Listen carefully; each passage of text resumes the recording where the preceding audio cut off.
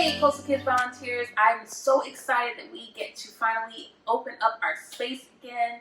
However, things will be looking a little different, so I'm actually going to go through some procedures that have changed as well as some extra things that we've switched up a bit on this side. First thing I'm going to talk to you guys about is our check-in. So you all are actually going to be checking in the CK lobby area by the elementary side. That's where you guys will come in. They will check your temperature, and they will also make sure you do your wellness check and everything. And you are required to wear a mask. However, if you have forgotten your mask at home, or if you don't have one, we do have disposable ones for you as well. So make sure you just let them know what the deal is, and they'll provide one of those for you. Next thing we are going to talk about are these new signs right here. So this space is limited to 10 kids to make sure that we are keeping our distance. We're going to have 10 kids the limit and 4 volunteers. And we also want to make sure that our family members are only allowing 1 adult to drop the kids off, whether that's for the 2s room or the 3s and pre-K room, to make sure that we're not cluttered and everything in here. So you're going to come on ahead in here. You should have already also sanitized at the front as well. If you feel like you'd like to have some more, there's always sanitizer right here.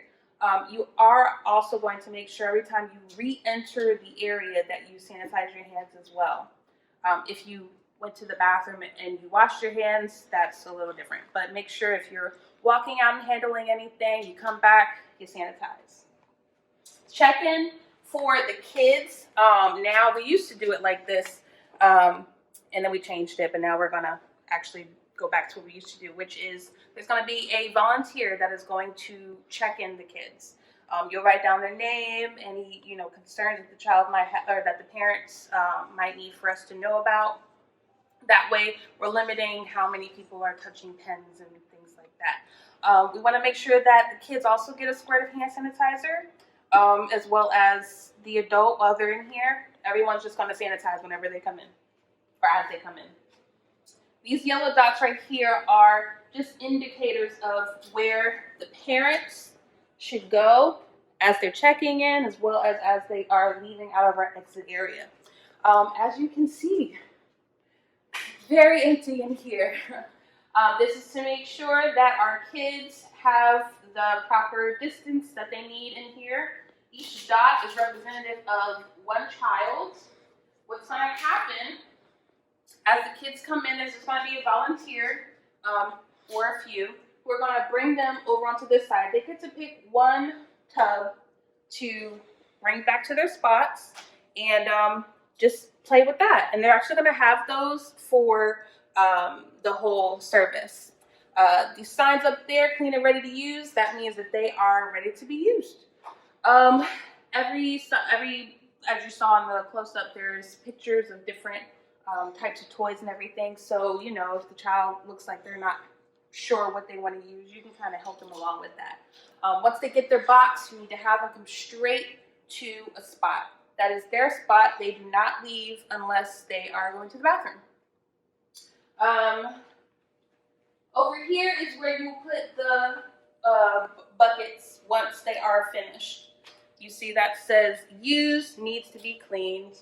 And on this side, you will also see your pre-K sanitation guidelines. I have another one of these over by the, what's that area called again? The tech desk. I have another one over there by the tech desk, just in case you want to look at it before you do things. But basically, it tells you what to do before each service, as well as after each service, to make sure that we are staying clean and safe and healthy and all of that stuff. No child should be back here, by the way. This is all just for volunteers.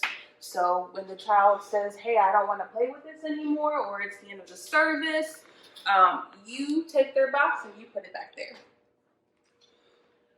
So things are a little different for our small group as well. There's really no small group because this is a small group. So this room has been repurposed.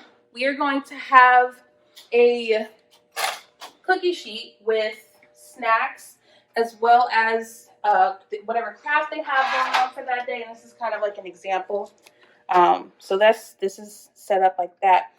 We're not going to be passing out animal crackers or anything like that anymore. Everything will be pre-packaged. If they are going to do animal crackers, they'll already have them in Ziplocs. And so what's going to happen is after large group, a few of the volunteers are going to come in here. They're going to put on some gloves. And this is for after you guys have picked all this stuff up. I'm gonna put some gloves. You guys are gonna take a tray out to each child, and they are going to do whatever craft is happening, and they're also going to have their snack. You're not gonna do waters. The only time that you may do a water is if a child is like super duper thirsty and they're like, can I please have some water? Out of sight, out of mind is usually how that works. So if they don't have water, they're typically not going to ask unless they're really thirsty. And that way, that's not anything that you guys have to worry about. Let me make sure. Must wear a mask. You must wear your mask at all times. I know things are, it can get a little hot in here, everything, but hopefully with the kids, staying in one space and, everybody being a bit more calm and sedentary, it won't get super hot in here. So just make sure you're wearing your mask at all times. We have one last thing to talk about, and that is our picking up. So parents will come through again the same way that they came to drop their child off. Up here, we are going to actually have Ziplocs filled with the family follow-up as well as whatever craft the child has done that day. And the way that's going to work is we're going to already have the Ziplocs with the family follow-ups in it. So as the child is finished with their craft, someone will take it from them, stick it in a Ziploc, and then hang it up here. Wear gloves, and that way there's no need to, wipe anything down or sanitize or anything like that. And then the parents will actually pick it up as they go. We're still gonna have a volunteer here to, check and make sure the stickers match. But instead of you taking the stickers, you guys are going to have the parent take off the child sticker, show the child sticker and the parent sticker side by side to match it up. And then once it matches, there's gonna be a trash can over here that they can toss it in there, and then you guys can head out. And to keep, of course, people from touching doors, this will already be open for you. All right, and that is it.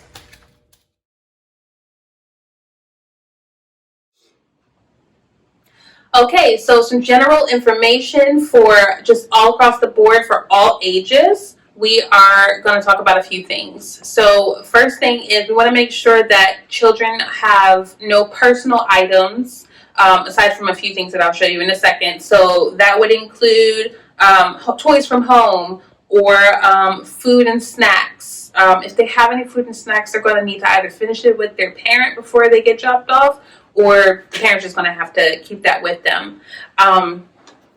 So this would be the only thing that would be allowed. Let me explain that a little bit. So basically, if say a child, especially an infant and toddler area, need change of diapers, change of clothes, maybe wipes or anything like that, they're going to be able to fit all of their things into a gallon Ziploc bag.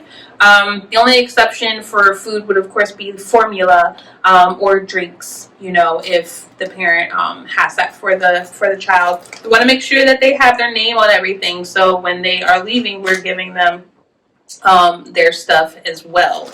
So this is just an example of what that could look like. It could have pacifiers in it. That's totally fine, just as long as it's not like a toy, something that they could play with, because that's just an extra thing that would have to, you guys would have to worry about. We don't want you guys to have to worry about that.